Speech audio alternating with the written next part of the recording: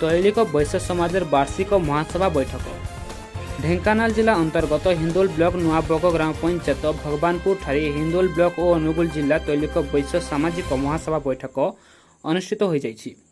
प्रथमे जगन्नाथ और राधाकृष्ण को भगवानपुर ग्राम नगर परिक्रमा कर सभास्थान को अणाई दीप प्रज्वलन कर सभा आरंभ करा पूर्व तैलिक समाजर मृत व्यक्ति रेल दुर्घटना मृत्युवरण कर व्यक्ति 2 मिनिट निरव प्रार्थना करा सभारे सभापति इंद्रमणि साहू, उपसभापति गिरीश चंद्र बेहेरा, संपादक संतोष कुमार चौधरी, सह संपादक जलंधर साहू, कोषाध्यक्ष रवि नारायण साहू, मुख्य उपदेष्टा महेश्वर साहू, सुशांत साहू, नारायण साहू और रत्नाकर साहू सभा परिचालन करथिले। सभारे 500 जन सभ्य योगदान करथिले। प्रथमे सभापति सभ्य परिचालन करथिले। भाईचारा, सुसंपर्क, बंधु मिलन और जातिर एकता सभार मुख्य उद्देश्य थिला। आगामी पीढ़ी जातिर अनुसरण करने और जाति को बंचाई रखा निमंते सभापति उपदेश देते। शेष में सभापति को धन्यवाद सभा भंग करागला। हिंदोर रंगाधर साहू रिपोर्ट, जनता स्वर लाइव। आपन परिचय आज्ञा? मो ना हूँ गिरीश चंद्र बेहेरा, घर हूँ आमर बइंडा छक। आपन कौन ये समाज विषय कौन अच्छा?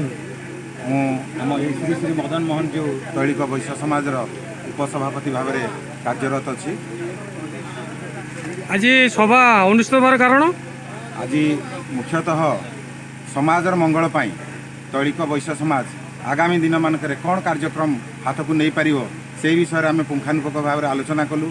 जमीती कि कोरोना महामारी समय रे यही आमर तैलिक वैश्य समाज अनेक गुड़िए आपन परिचय? मुझे महेश्वर साहू, यही महासंघर मुख्य उपदेष्टा, रिटायर्ड हाईस्कूल हेडमास्टर। मो घर बंतला। आज सभा विषय कौन कह आज्ञा? ए सभा आमर वार्षिक सभा हवा कथा। कोरोना महामारी जो 2 वर्ष 3 वर्ष हो पार नाला। आज सौभाग्यक्रमे भगवानपुर गाँव में आम कर सभा। ये कौन विषय आलोचना कले? आमर विषय कौन? आमर जातिर एकता, आमर जो महासंघर सबू समिति मान मध्य श्रृंखला, यही विषय आलोचना।